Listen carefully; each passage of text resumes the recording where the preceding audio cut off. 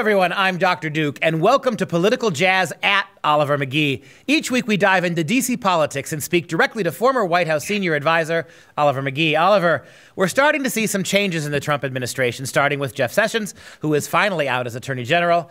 Let's start with the reasoning behind that move. Why now, and why Sessions is the first one to go post-midterms?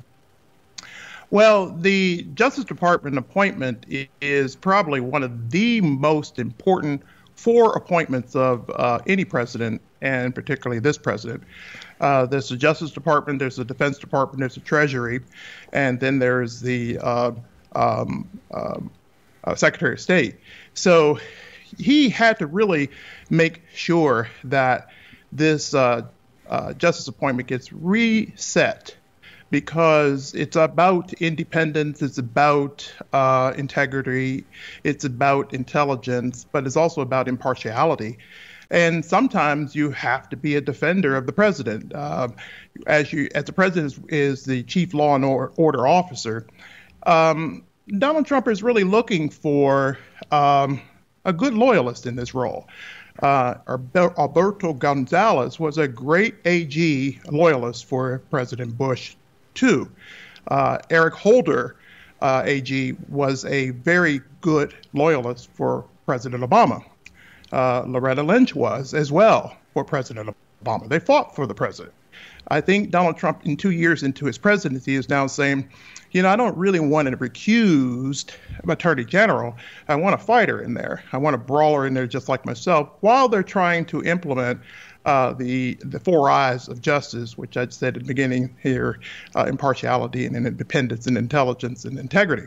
I think that's really, really important that he's trying to look for that person, as I said to you last week, Dr. Duke, with gravitas. What role would a loyal AG appointment for Donald Trump, a loyal one that the president could depend on, what role would that person be able to play in fending off the promised barrage of subpoenas that the Democrats are going to throw at the president the first day of office they get in? I think a good attorney general for Trump is a good blocker, a tackler and a blocker. And Matt Whitaker, ironically, was a good tackler and a blocker for the Iowa Hawkeyes in their last Rose Bowl team. He's 6'4", and I'm not saying that that's a requirement for the attorney general, but I'm sure that that's what impressed President Trump. He likes people who are big and have a lot of gravitas, or able to handle themselves well on the media, able to present to him a presentation that they can be persuasive for his interest. Now, the critics might say, hey, the attorney general is not the president's lawyer. And that's very, very true. And that person, that's why I threw in that word impartiality. Matt is probably presenting in this acting role that he can take on that impartiality role, but at the same time, do some tackling and blocking for the president, give him some time to make a clear, thoughtful, slow selection for the permanent AG. And I think the president is really doing that with this acting appointment. He's trying to say, hey, give me some time to get a very good choice, knowing that I have to put them through these tough judiciary committees and Senate confirmations. And he saw what can happen in the Senate confirmations and going through the Kavanaugh effect. So he is now a more seasoned president now, 2 years in.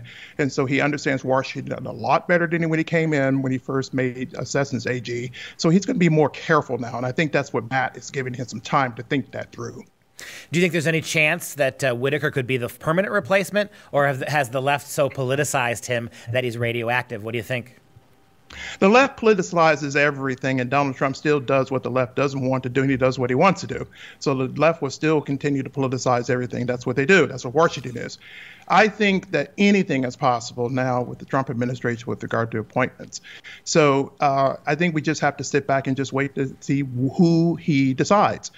He likes to decide for people that he feels are loyal to him. Loyalty is a big factor in him to the president that I've observed. And so I think he's going to be looking at that very carefully right now. And rumor is that Kristen Nielsen is on her way out as Homeland Security. Talk about the significance of that change. That's a battle that's going on inside. John Kelly is very, very much so loyal to her. I think there is a battle that's going to be taking place on that front. I think some of Bolton's key people that he has with him, there's a battle brewing on that one as well. Cabinets always, officers and chief officers always advocate for the folks that they like best. They protect them. So this is just a normal process that takes place in Washington. And I'm not surprised to see it, particularly after an election like 2018. And he has to also get people in place early to prepare, as he's about to go on the road for 2 years to run for 2020. So he needs to know that the House is being run while he's on the road at the rallies.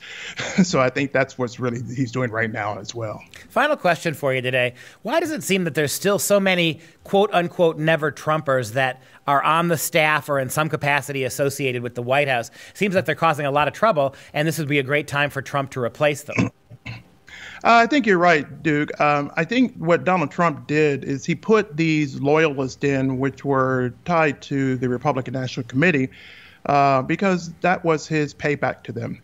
He owed the RNC for the domination, so he had to put some of these folks who've been in there, who are very loyal to the traditional Republican Party in surrounding him, so that they can kind of show him the ways of the road of Washington.